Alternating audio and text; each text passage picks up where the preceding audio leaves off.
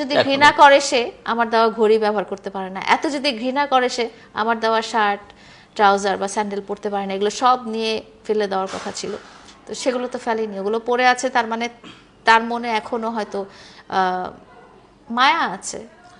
লাইলার মধ্যে কি এমন আছে যে প্রিন্স মামুনের মতো, মানে আমরা যেটাই বলি কেন তুলনামূলকভাবে বয়সের আনুপাতিক হারে তো আপনি বয়সটা বেশি, সেই ক্ষেত্রে কি এমন ছিল আপনার মধ্যে যে প্রিন্স মামুন আপনার প্রেমে পড়তে বাধ্য হলো? আচ্ছা, প্রথমত আমার এখন তো মনে হয়েছিল যে এটা ওদের একটা প্রতারণার ফাঁদ ছিল পুরো পারিবারিকভাবে। দ্বিতীয় কথা, আমার সাথে ওর যখন সম্পর্ক হয় তখন আমরা কেউই বয়সের ডিফারেন্সটা ফিল করি না। ও এত ছোট বয়সে হয়েও কিন্তু আমার আমার মতো মানুষের ম্যাচুরিটি লেভেলে অ্যাডজাস্ট করতে পেরেছিল। এবং একটা জীবন সঙ্গিনীর কী ধরনের চাহিদা বা কী ধরনের মানসিকতা বা কী ধরনের দিন যাপন, সেটার সাথে কিন্তু সে সুন্দর মতো অ্যাডজাস্ট করে অনেক বছর একসাথে থেকেছিলাম আমরা। এমন না যে 1 মাস প্রেম করে চলে গেলাম বা কিছুদিন ভিডিও করে চলে গেলাম, এরকম কিন্তু হয়নি।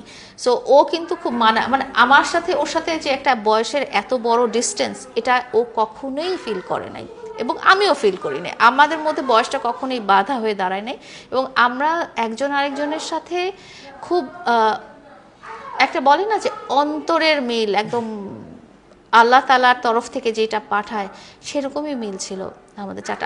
আপনারা যদি পুরনো ভিডিওগুলো দেখেন, 2021 সালের ভিডিওগুলো যদি দেখেন, দেখবেন যে সে অতটুকু মানুষ হয়েও সে কিন্তু আমাকে সারা দুনিয়ার সামনে তার ভালোবাসা হিসেবে প্রকাশ করে দিয়েছিল। 2021 সালের ভিডিওতে যখন আমি ভিডিওই করতাম না, সব দুনিয়ার মানুষের কাছে সে পরিচয় করে দিয়েছে এটা আমার ভালোবাসার মানুষ। কিন্তু আমার কাছ থেকে ছেড়ে যাওয়ার পরে সে হয়তো আরো অনেক মানুষের সাথে সম্পর্ক করেছে, কাউকে কিন্তু আপনারা ক্যামেরাতে ওইভাবে দেখেন নাই বা সে কাউকে কিন্তু বলে নাই যে এটা আমার ভালোবাসার মানুষ। সে কারণ তার মধ্যে ওই ভালোবাসা এখনো জন্মায়নি বা ওই যে যার সাথে সে সম্পর্কিত হয়েছে সেই মানুষও হয়তো তাকে আমার মতো করে ভালোবাসে নাই। এই যে বললাম না যে আমাদের ভালোবাসাটা এরকম ছিল যে মনে হয়েছে যে আল্লাহ তাআলার তরফ থেকে আল্লাহ তাআলা আমাদেরকে জুটিটা বানিয়ে দিয়েছিল। এবং মানে তার সুখে দুঃখে, শুধু তার সুখে দুঃখে না, আমারও সুখে দুঃখে সে এমনভাবে আমার পাশে ছিল।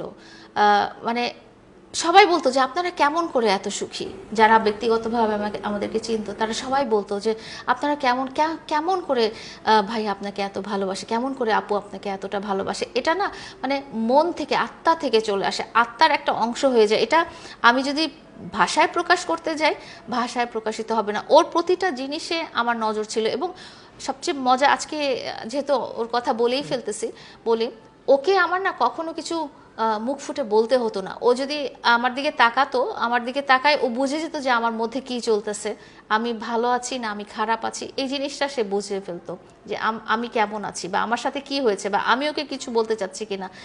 ইভেন এখনো যখন ও যদি আমার সামনে থাকে, ও আমার দিকে তাকিয়ে বুঝবে যে আমি ওকে কি বলতে যাচ্ছি, আমাকে এই শব্দ ওয়ার্ডে ওকে এক্সপ্রেস করতে হবে না। এই ধরনের বন্ডেজ আসলে একমাত্র আল্লাহ তাআলার তরফ থেকে আসলে হয়ে আসে।